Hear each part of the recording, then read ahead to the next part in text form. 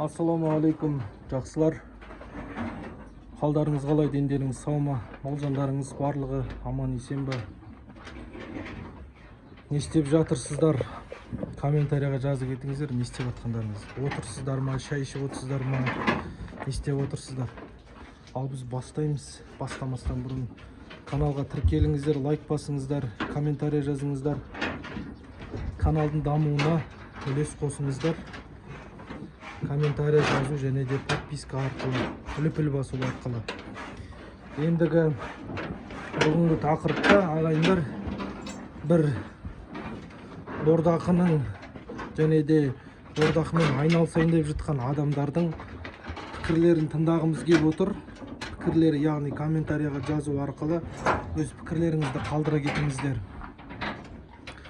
Ендігі бұқа бордақылаған кезде ең басты мәселе бұқаны қайдан аламыз деген мәселеде. Осыған тоқтала кетіп, содан кейінгі мәселелерге тоқтала кетсем ба деп отырмын рет-ретімен.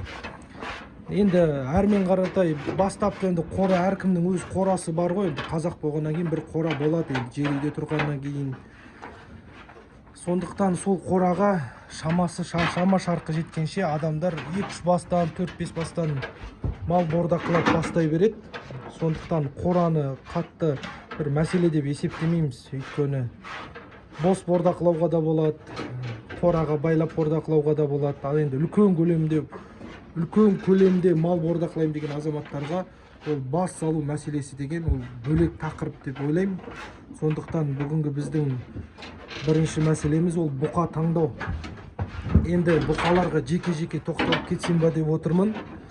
Мына қара ала бұқамыз, яғни қара ала бұқаны айтқан кезде көзімізге қара ала шатыс бұқа және де өзіміздің ауылдан түсіп жатқан қара ала бұқалар және де галштейн бұқалар бірден көзімізге елестейді.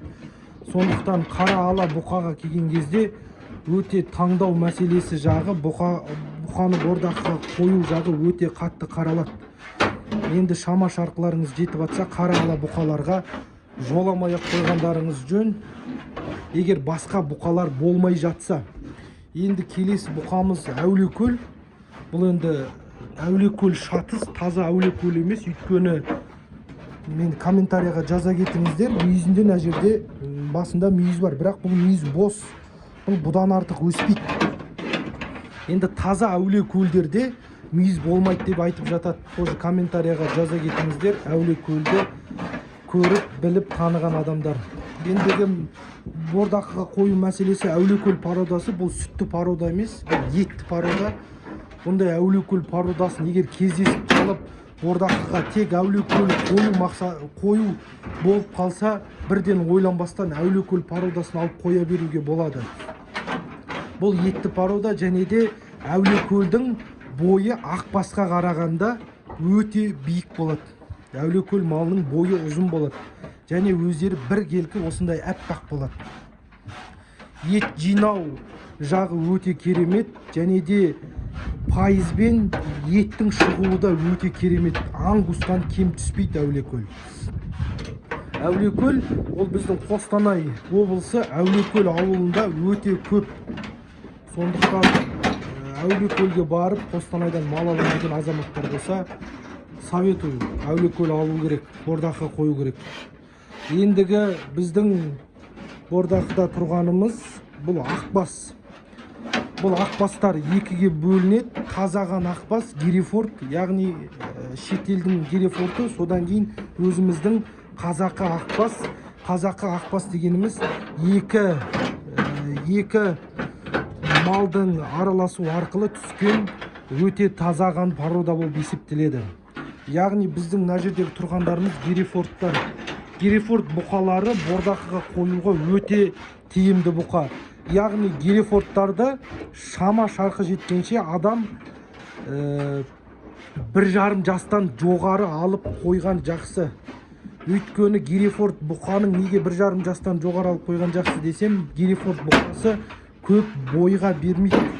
Герефорд бұқасының бойы тапал болады. Сондықтан бойы жетіліп, далада кең жайылып, шешесінің сүтін толық емген бұқаларды алып қойған дұрыс 1,5 жасарында. яғни Әулиекөл, Герефорд, Ақбас, Симментал. Симменталға қазір тоқталамыз. Әулиекөл, Ақбас, Герефорд, Ақбас бұқалары бұлар енелері сауылмайды. Олар тек подсос, яғни бұзаулары шешелерін ему арқылы мықты нәтижеге жете алады. Яғни подсоский, январский бұзаулар күзге дейін жүрсе 200 килограммнан асырып ет бере алады. Әулиекөл, Ақбас, Герефорд бұқалары. Сондықтан Герефордты шама шарқы жеткенше 1,5-2 жастап қойса, бұл бұқалар 1 тоннадан асырып тірі салмағын көрсете алады. Яғни етке шыққан жағдайында 600 килограмм, 500 бір нәрсе килограмм, 700 килограммға дейін жетеді. Бұл бұқаларымыздың бойы тапал, денесі жалпақ болады. 3 жас, 4 жасқа келген кезде бойлары өсіп, үлкен бұқа болады. Яғни бойлары 2 жастан жоғары тез өсіп кетеді бойлар. Оға дейін бұқа тапал болады, яғни жалпақ болады. Байқасаңыздар мені, мына біздің Герефорд бұқамыз 8,5 айлық, 10 айлық, 9,5 айлықтан 10 айлыққа кетті. Яғни 10 айлыққа бұлай қарасаңыздар, арқасы жалпақ, міне. Көрсеңіздер, Герефордтың барлық мүсіні бар. Өйткені әкесі тазаған Герефорд, шешесі тазаған Герефорд. Бұндай бұқалар бордаққа кездесіп қалып жатқан жағдай болса, қарайсыздар, бұлар арық болса да толат, семірет, бір жағынан бойы биік болса жақсы. Бойы биік малдың таразыға тартқан кезде салмағы жақсы болып басады.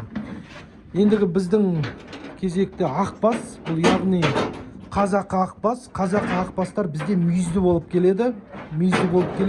Яғни ет жинау жағы және де өсу жағы, бойы өсу жағы өте керемет болады. Бұл Герефорд сияқты бойы тапал болып қалмайды. Бойы бірден өседі және де ет алу жағы Герефордпен бірдей. Бордаққа қойсаңыздар, екеуі бірдей нәтиже көрсетеді семіру жағынан. Бірақ біздің қазақы Ақбастың бойы өте биік болып келеді. Басында бұзаулаған кезде бұзаулары өте кішкентай болады. Әулиекөлде, Герефордта, қазақ Ақбаста, Ангуста бұзаулар кішкентай болады. Одан кейін шешесінің емі арқылы тез өсіп, бұқа көзге бірден көрінетін салмақтар жинай бастайды. Яғни саны толу арқылы, бойы өсу және де арқасының жалпаю арқылы бұқа бірден өседі. Яғни қазақы Ақбас породасы бұл екі малды шатастыру арқылы түскен. Баяғыда біздің ата-бабаларымыз, малмен айналысқан адамдар солай жасап, қазақы Ақбас породасын түсірген. Бұл қазақы Ақбас породасы Герефордқа қарағанда сүті мол. Яғни Герефордтың шешелерінің сүті тек өз бұзауына ғана жетеді. Бұлай никак сауалмайсыздар. Ал қазақы Ақбас сиырының желіні үлкен болады және де саулуы, сүт беруі және бұзауына жету өте көп. Енді көбінесе қазақы Ақбас породасын сауып та жатады, саумай да жатады. Сауға да болады, подсос қып жіберуге де болады. Сүті мол. Қазақы Ақбастың сүті мол және де өсуі Герефордпен бірдей. Етпен көрсету нәтижесі өте жақсы. 1,5 тонна, 1 тонна 200 тірі салмақ көрсете алады. Бұқа 5 жас, 4 жасар кезінде. Яғни бұндай қазақы Ақбас породасы кездесіп қалып жатқан жағдай болса, бірден бордақыға ойланбастан алуға болады. Яғни қазақы Ақбастарда егер ол тазаған болса, мүйізі болады, басы ақ болады, Герефордпен бірдей болады. Бірақ екеуін салыстырсаңыздар, Герефорд өзі бірден аңғарасыздар. Герефорд өзі бөлек болады, оны бірден аңғарасыздар. Қазақларда мүйіз болады және де арқасында ағы болады. Аяқтарында ақ бірден өзі байқалады. Неге бұлай айталам? Өйткені бұны бордақыға қойған кезде менің каналымда бірінші видео бар. Адамдар, подписчиктерім көрген болатын, оқырмандарым өте кішкентай арық болып келген, ет алу жағы және де бой өсу жағы өте жақсы нәтиже көрсетіп жатыр. Бордақыға бірден қорықпай қоюға болады. Енді симментал, бұл енді бізде таза симментал емес. Симментал жайлы айта кеткен болады. Бұның шешесі таза симментал ғой деймін, әкесі шатыс симментал. Өйткені бұны сиыр сауып отқан адамдардан алдық. Таза симменталдар ұстап жатыр екен, енді көшіп жатыр. Бұл бұқамыз симментал породасы, мясо молочный порода, сүтті бағыттағы және етті бағыттағы. Бұны көбінесе сүт етпен сабуға және де бұқаларының ет алу жағы да өте керемет. Етпен шығу жағы бұл 1,5 тонна 1 тонна 700 сементалдың салмағы өте керемет. Сементалдың мойны ақбас және Герефордқа қарағанда ерекше. Сементалдың мойны үлкен болады. Бұл енді өз табиғат солай жаратқан ба, сементалдың өз қаншама сементалдар көрдім, мойындары өте керемет болады, үлкен болады. Сементал дегеніміз бірден аңғаруға болады. Сементал сары болады, менің қорамдағы тұрған құнажын сияқты, және де осындай қызыл ала болады, одан кейін сары ала болады. Енді қайсы таза сементал екенін бір алла біледі, оны оқу керек, оны толық зерттеу керек, қайсы таза сементал екенін. Адамдар салып жатады, міне сементал, міне сементал, міне сементал деп. Сементалдың бойы өте биік болады. Сиырының да, бұқасының да бойы өте биік болады. Оның сиыры мен сементалдың сиыры мен Голштейннің сиыры екеуінің артқы сандары бірдей ұқсас болып келеді, және желіндері өте үлкен, сүтті бағыттағы порода болып келеді. Бірақ Голштейнді алыңыз, сементалды алыңыз, басқа да сүтті породаларды алыңыз, өзіміздің қызыл қоңыр породаға жетпейді. Өйткені бұлардың сүттері өте қою болады, қаймақтары да қою болады. Бірақ енді ет жағынан кішкене аздау болады. Қазір қоңыр бұқаға тоқталамыз. Ата бабамыз және де әкелеріміз, ағаларымыз айтқан бір историяны айтатын болам, оны тыңдайсыздар. Міне сементал породасы егер кездесіп қалып жатқан жағдай болса, сары ала болсын, қызыл ала болсын, бордақыға бірден қорықпастан алып қоюға болады. Бұл өте жақсы порода. Міне өзіміздің қоңыр порода, бұрынғы атам заманнан келе жатқан қоңыр бури бұқалар дейді. Бұрын аталарымыз айтып отырады, әкелеріміз де айтады, Совет одағы кезінде малдарды малшылар баққан ғой, даяркалар сиыр сауған, малшылар мал баққан. Біздің атамыз, әкеміз малшы болған, және де көп мөлшерде мал баққан. Сол кездегі айта алмайды, бұрынғы қазақтың бури осындай қоңыр бұқалары қазақтың ақбас бұқаларымен тең түсіп, еттей шығу жағы да тең болып жатады дейтін. Яғни ол вақыттағы қазақтың қоңыр бури породалары өзіміздің қазақы қызыл бұқалар. Бұрынғы кезде қандары таза болған, өте үлкен және де мықты порода болып келген. Суыққа төзімді, сүт десе сүт береді, ет десе ет береді, бойы да бойшаң, өте керемет порода болған. Бұндай қызыл бұқалар кездесіп жатқан жағдай болса, ең бастысы алдымен бойына қараңыздар, мойнына қараңыздар, және де бұқаның өзі бір бұқалық түр әлпеті болады. Көбінесе қызыл бұқалар сиырға ұқсап кетеді, мүйіздері бар. Олардың етпен және де салмақ бере алмау өте қиын. Енді қызыл бұқалар қанша арық болғанмен мойындары болады, бойлары болады. Оларды бірден толтырып және де жақсы салмаққа шығаруға болады. Егер жақсы бордақылайтын болса, енді бұрынғы заманның бури бұқалары жоқ қой, қазіргі қызыл бұқалар еттей салмағы 1 тоннаға дейін бере алады. Тек соған жеткізіп, жақсы жем беру арқылы ғана жетесіздер. Міне мынау біз Герефордпен араласқан, тазаған емес, ақбас. Бұны да айттым жаңа сіздерге. Бұл да қызылмен араласып түскен, етпен шығу жағы жақсы. Ал біздің мынау Галшне Ангус Микки Маус бұқамыз, бұл таза Ангус емес, таза ақбас емес. Бұл Микки Маус араласып түскен. Микки Маус дегенім басы ақ, мойын, денесі қара, солай екі түсті болып келеді. Көздері қара, міне тұстары осындай әдемі бұқа болып келеді.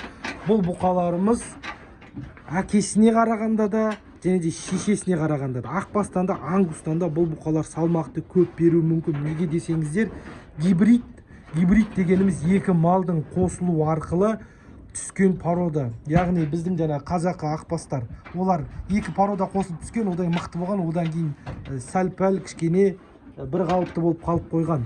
Мынау одан кейін бұның балалары өте слабый болуы мүмкін, нашар болуы мүмкін. Ал қазір өзі ақбас пен ангустан қосылып түсіп алып гибрид болу арқылы бұл бұқаның еттей шығу проценті де мықты болады, өсуі де мықты болады, денеде ет алуы да мықты болады. Тағы да айта кететін жағдай, егер де көріп жатсаңыздар, ангус пен сементал мен ақбас, әулиекөл мен ангус, әулиекөл мен сементал араласып түсіп жататын болса, олар гибридтар, оларды бірден ойланбай бордаққа қоюға болады. яғни олардың еттей шығу пайызы да көп болады, өсуі де көп болады, салмағы да мықты болады. Енді ол дәлелденген гибрид дегеніміз мықты болады. Бір ауызбен айтқан кезде міне бұқамыздың іші үріліп тұр, неге екені белгісіз. Жемді көп жеп қойды, мына жаққа таласып өз жемін шеңітпейді. Су беру арқылы және де диетаға қою арқылы шін қайтадан қайтарып аламыз. Тағы да жаңағы тақырыпқа оралайық. Гибрид дегеніміз ол өте жақсы, еттей шығуы да және де бойының өсуі де, денесінің жалпаюы да өте әдемі болады. Сондықтан бұқа таңдар кездеріңізде осы жағдайларға көп көңіл бөліңіздер. Ал өзіміздің қазақы тұқым Алматы Алатау бұқасы, яғни Алатау бұқасында менде тұрған жоқ, бірақ ол бұқаны айта кетуге тиіспін, өйткені өзіміздің Алматының Алатау бұқасы өте суыққа төзімді, былай қарасаңыздар суыққа төзімді таулы мекенге арналған бұқалар. Енді қазір төзімді ма, төзімді емес па, бір құдай біледі. Таза ма, таза емес па, оны Алматы тұрғындары жаза кетіңіздер. Өте еттей шығуы жақсы, мықты, бордақыға алуға өте ыңғайлы. Алатау породасын бірден аңғарасыздар. Түсі көкшілдеу, сондай бірдеме болып келеді. Мүйізі бәрі жақсы, оны бірден аңғарасыздар. Өте жақсы бұқа. Енді калмыкский бұқа, олар енді бізде отанымызда аз, бізде Қазақстанда өте аз. Бірақ калмыкский бұқаның мүйізі тік мүйіз болады, ешкінікі сияқты.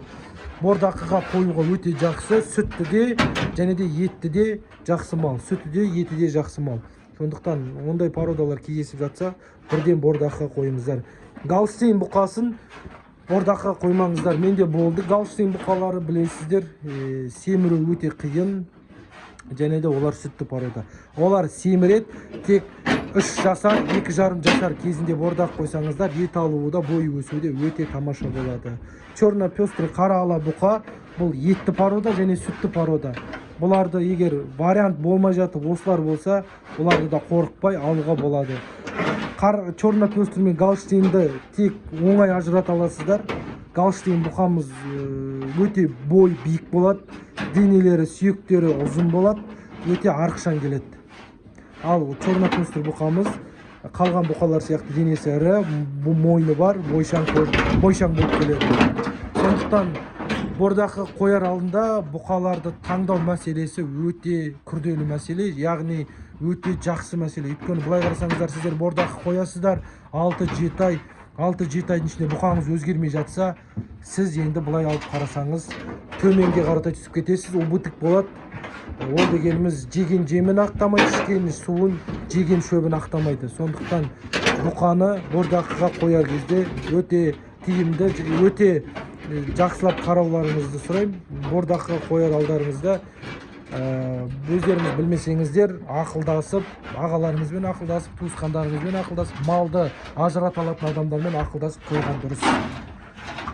Келесі бұқаның көтерілуі және бұқаның арық бұқаны қалай көтеру, қан айналымы, бұқаның ет жинауы және де бұқаға қандай витаминдер беру керек, бұқаның тәбетін ашу, бұқаны қандай уақыттарда суару, келесі видеода айтатын боламын. Видеодан алыстамаңыздар, каналға тіркеліп лайк басыңыздар, комментария жазыңыздар. Келесі видеода кездескенше аман сау болыңыздар.